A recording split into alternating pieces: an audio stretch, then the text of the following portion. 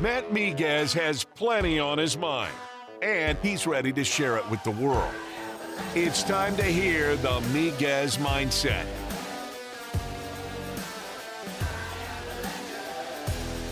Welcome into yet another edition of the Miguez Mindset here on ESPN 103.7 Lafayette and 104.1 Lake Charles YouTube channel. My name is Matt Miguez. Big one going down in Death Valley tomorrow night between LSU and Florida.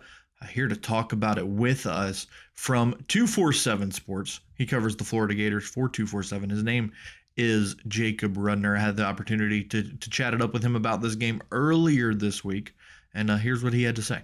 Joining me here on the Miguez Mindset, he is the Florida Gators beat writer for 247 Sports. It's Mr. Jacob Rudner. Jacob, really appreciate you taking the time, my friend. How are you? I'm good, Matt. I appreciate you having me.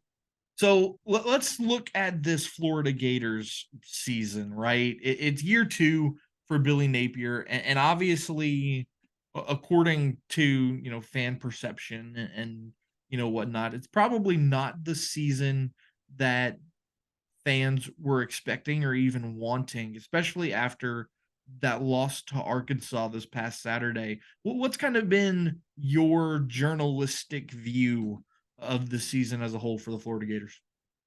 Yeah, it's a well-timed question, Matt. I actually just yesterday wrote about my thoughts on the state of the Florida program. And I think it's not as bad as people want to make it seem like it is. And it's also not great either. I think that both things can be true. I think that this is a Florida program that has a lot of work it's going to need to do this offseason in terms of really aligning its coaching staff in a way that's going to be conducive to success in the SEC, which, as you know, is no easy place to be successful. And so this is a Florida team now that is going to have to make some decisions with how it wants to operate going forward. Will Billy Napier choose to give up play calling duties and hire an offensive coordinator? Something I'm going to be watching for this offseason. I think it's a mandatory thing at this point, just based on the unit's production so far this season, that Billy Napier goes out and hires a special teams coordinator, somebody who is going to be full-time dedicated to making sure that that unit runs smoothly. I think that there are some spaces for Florida to maybe even make some other tweaks to how it operates the system from a coaching perspective. And whether or not Florida does that and the quality with which it does it, if it chooses to, will be really significant in determining the trajectory of things. And that being said, I also think there's a lot for Florida fans to hold on to in a positive light. This is a team that is recruiting exceptionally well. Billy Napier has, established inroads and executed on the high school trail so far in the 2024 class, where they're ranked third nationally. I think that, we've seen some positives with his ability to recruit the transfer portal, particularly quarterback Graham Mertz, who's been great. And if those things can hold up, and I think that transfer portal recruiting needs to improve, but providing that they get some quality out of those areas and they maintain their top ranked class, the trajectory at Florida could be just fine. And so, for me, we're kind of in wait and see mode here in Gainesville with regard to where Billy Napier's kind of headed and what the future might look like. As somebody who covered Billy, at this program at the University of Louisiana before he went to Florida, and most of this coaching staff, Rob Sale, Austin Armstrong for a short period, I kind of know how they like to run a program, and I've seen it work, right? But so I guess my question to you, as somebody who covers the same coaching staff that it seems like it may not be working, or maybe it's taking longer than people expected, what would you pinpoint as the biggest issue for Billy Napier's staff? Is it the fact that he's still calling plays? And, I'll even agree with you. I don't think he's a great play caller. I called for him to relinquish play calling duties while he was here at Louisiana. Like, what do you think is the biggest issue with Florida? I think it's a combination of a couple things. I think that that's part of it, whether he's calling plays or not. To me, this could be an example of a coach who's simply spreading himself too thin right now. I think that there's just a world in which Billy Napier had a system and a plan that worked really well for him, and there's no denying that. At the Sun Belt level at Louisiana, I mean, he brought that program to historic highs, and they achieved a lot of success when he was there. But it is objectively different in the SEC, and the demands are different.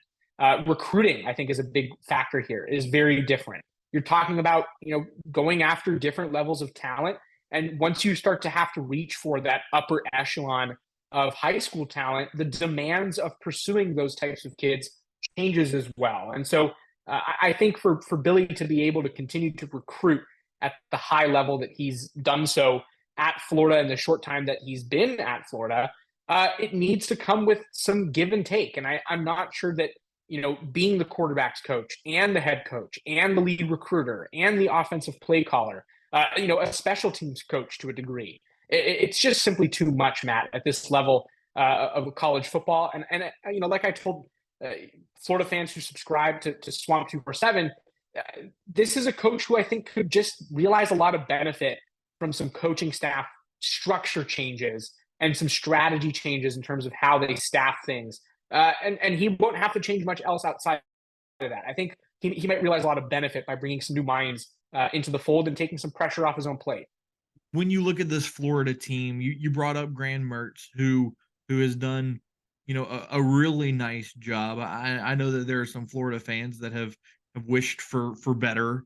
But look, I mean, Mertz has been efficient. He's done well with what he has around him.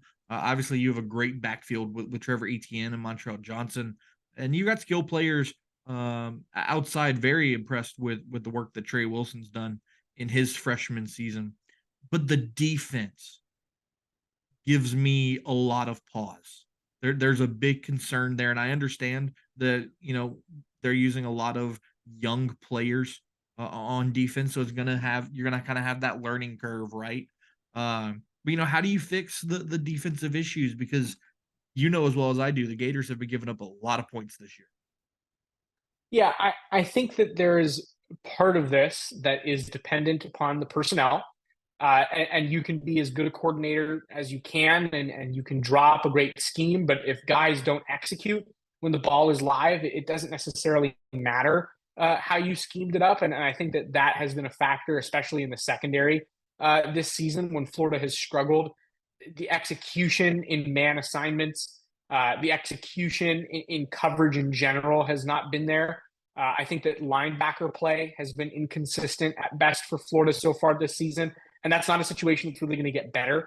Shamar James, Florida's leading tackler and starting linebacker, is out for the season after he dislocated his kneecap. And so, this is a defense that is as good as some of its players will allow it to be. At the same time, it does make you wonder about the coaching. And there is no denying that when a defense gives up 39 points in 3 consecutive games, and that's the most Florida surrendered in a 3-game stretch since prior to World War II. And so that, of course, is something that's going to make you scratch your head a little bit. And it's going to make you wonder, what are the coaches doing right or wrong behind the scenes when it comes to putting those players in the right position or giving them the best chance to succeed. And so, a little harder to pinpoint there, in my opinion, than it is on offense. I think that a lot of it is execution based. But I do believe that there are times where we could see Florida do some things to allow its players to be more successful. But, I would argue that's the case anywhere. I personally have not lost any confidence, in a guy like Austin Armstrong. I think he's talented and young and a bright football mind and somebody who will figure it out. I think Nick Saban and Kirby Smart and Billy Napier and Mario Cristobal like Austin Armstrong for a reason. They've been doing this a lot longer than either of us have been doing what we're doing. And so I trust their opinions. But we will have to see. Florida will need to improve, both in terms of how it recruits and who it brings in over the offseason, and then next year, on the field and on paper to continue that confidence, I think. Yeah, no, Austin's an incredibly bright defensive coordinator, one of the better ones in the entire country, in my opinion. Chatting with Jacob Rudner of 247 Sports. Looking at this matchup with LSU, obviously there's a ton of history between LSU and Florida. There was a long stretch where this game had national championship implications, SEC championship preview, if you will. Not so much this year for either team, but still, a big matchup. This is an opportunity for Florida to get bowl eligible because their schedule after that doesn't get any easier, going on the road to Missouri, hosting Florida State. Billy Napier and his coaching staff and some of his players get to come back to Louisiana. There's a lot of storylines here. Preliminary thoughts on the matchup or what? I think that this is a really tough one for Florida. And is there a world in which maybe LSU doesn't have Jaden Daniels, who was in concussion protocol, unconfirmed if he actually has a concussion or not? I would imagine he probably does. Is there a world in which he doesn't play and this becomes an easier game for Florida? Yes. Does it make it a winnable game for Florida? I'm not so sure. Florida has really struggled this season when it comes to defending teams that can challenge them vertically, which LSU is primed to be able to do. You have guys like Malik Neighbors, among other weapons on that team who I think are excellent and are not going to make things easy for a defense that has been inconsistent, especially in its secondary. If Daniels plays, Matt, I see this as kind of being a blowout potential contest. Florida's defense has not been up to par in recent weeks. It just allowed 39 points to an Arkansas offense that has looked abysmal through 8 weeks. And I understand that there's maybe a boost that comes with a coordinator change, but it doesn't change who you are in a drastic way when you're 9 weeks into the season, including a bye week, and going to play your 9th game of the season. You're not going to be a different team. The personnel is not changing. The scheme can't change dramatically. If anything, you're becoming a more limited version of yourself from a playbook perspective. And Florida couldn't stop that unit if it tried. And so, I think that Florida's defense is not so well equipped to handle a high-scoring team like LSU. Do I think Florida's offensive efficiency could give it a chance against a bad LSU defense? Yes. But is Florida, again, equipped to handle a shootout with a team like LSU? That's really where I get hung up, and I think signs would point to no, in my opinion. Got two more for you, and one is away from this matchup, and then I'll come back to the matchup and get your thoughts on it. But going back to the coaching staff and going back to Billy Napier, there's a lot of public perception that Florida needs to hire a new football coach and this, that, and then the other. In a society where it's kind of become, what have you done for me lately? Do you feel like Billy Napier is on the hot seat in the slightest, or do you think that Florida realizes just how bad of a situation Billy walked into and is willing to give him more time than they normally would? Yeah, I will coin a new term here for the listeners of your show, and that is, I think Billy sits on the uncomfortable seat, not the hot seat. I think that Billy is at a point right now where there have been some ugly moments, some red flags maybe on the field, but do I think that he's recruiting at a high enough level and has still shown signs and is still so young into just being realistic here, a very expensive tenure? Yes, he is. And so, no, I don't think the sky is falling in the sense that he's on a hot seat. But there's absolutely more pressure for him to, close out the season in a way that might look competitive and not get, run off the board for the final 3 games of the season, excuse me. I think that there's even more pressure to be productive this offseason with the things that we talked about earlier in terms of staffing the team the right way, and making decisions that will position the program better for its future. If those things don't happen, can I see the seat getting warm? Absolutely. I think we see the temperature change next year in 2024. Is Florida going to look competitive, or is Florida going to struggle to compete against what I believe to be one of the hardest schedules maybe of all time in college football? Are they going to get pushed off and made to look inferior against good teams, including some in the state? If that happens, the seat could go from cool to uncomfortable to hot very quickly. But I don't think, no, he's on the hot seat right now. I think it's way too early to really make that call. Jacob Rudner of 247 Sports joining us. Jacob, final question I've got for you, man. I know you feel like this is probably going to be a blowout victory for LSU, but if Florida was to pull off a victory in Baton Rouge, what's got to happen? It's a great question. For me, it starts on the line of scrimmage both ways. Are you able to either contain Jaden Daniels or get to Garrett Nussmeier? Those are factors that will control and dictate the outcome of this game single-handedly, in my opinion. But it also comes down to Florida's offensive line. Florida has struggled against bad pass rush teams to protect the quarterback. This is a middling LSU defensive front in terms of its ability to create pressures.